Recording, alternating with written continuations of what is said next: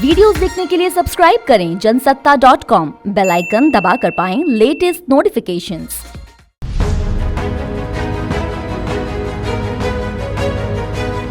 श्रीलंका इन दिनों आर्थिक संकट का सामना कर रहा है। वहां की राजपक्षे सरकार ने जनता के विद्रोह पर काबू पाने के लिए आपातकाल की घोषणा कर दी। आपातकाल की घोषणा वहां के राष्ट्रपति गोटबाया राजपक्षे ने की।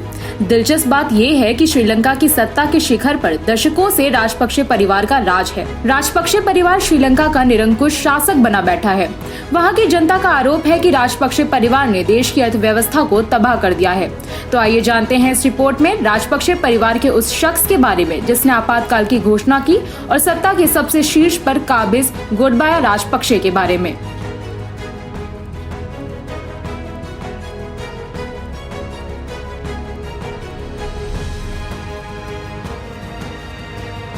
गोटबाया राजपक्षे ने अपने करियर की शुरुआत मूलतः सैनिक के रूप में की थी। इनका जन्म 1949 में बौद्ध के सीली परिवार में हुआ था।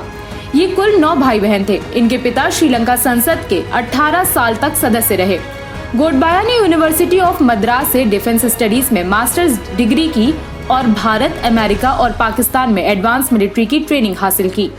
ये वही दौर था जब श्रीलंका में प्रभाकरण की अगुवाई में लिट्टे यानी लिबरेशन टाइगर्स ऑफ तमिल इलम अपना पांव पसार रहा था। श्रीलंका सीली बहुल देश है और तमिल वहां पर अल्पसंख्यक थे। लिट्टे की वजह से वहां पर दोनों के अधिकारों को लेकर संघर्ष छिड़ गया। साल 1983 में लिट्टे ने 13 सैनिकों की हत्या कर दी।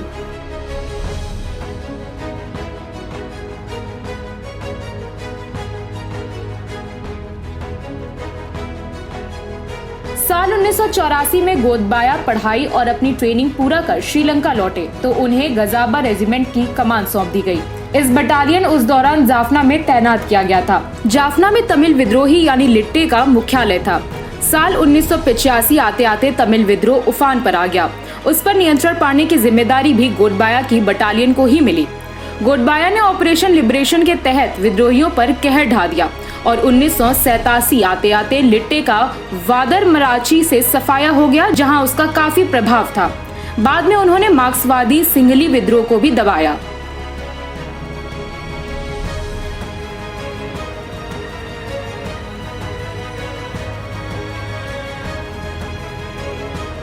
कोलंबो यूनिवर्सिटी से आईटी में मास्टर्स की डिग्री ली। शहर की ही आईटी कंपनी में नौकरी करने लगे। 1998 में वो अमेरिका चले गए और लॉस एंजलिस में आईटी प्रोफेशनल के रूप में नौकरी की। 2003 में वो अमेरिकी नागरिक बन गए। 2005 में वो फिर से श्रीलंका लौट आए।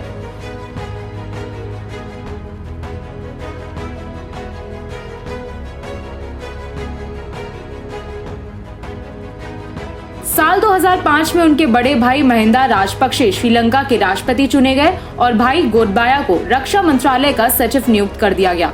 इस जिम्मेदारी निभाते हुए उन्होंने तमिल विद्रोहियों के प्रति रणनीतिक कार्यवाही की, जिसका परिणाम हुआ कि वर्ष 2009 में लिट्टे चीफ प्रभाकरण मारा गया और करीब 3 दशकों का संघर्ष खत्म हो गया।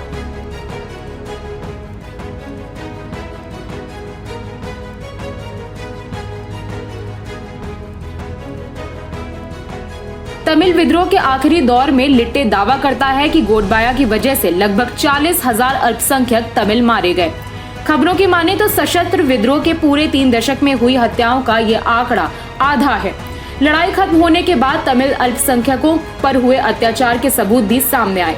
उनमें कई तरह के अत्याचारों के लिए गोटबाया को जिम्मेदार माना जाता है। इस दौरान गोटबाया पर वॉर क्राइम का आरोप लगा था।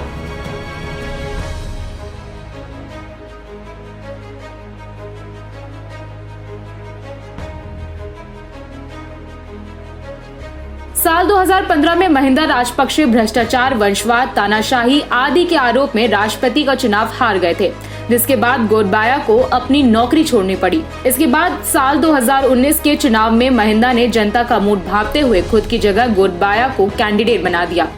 गोटबाया चुनाव जीतकर राष्ट्रपति बन गए और उन्होंने महिंदा को प्रधानमंत्री बना दिया। फिर तो उनके परिवार के कई सदस्य सरकार के शीर्ष पदों पर तैनात कर दिए गए। तो ये थी गोटबाया राजपक्षे पर हमारी रिपोर्ट। आपको रिपोर्ट कैसी लगी कमेंट बॉक्स में बताइए। साथ ही पूरे मामले पर आपके क्या विचार हैं कमेंट सेक्शन पर लिखिए।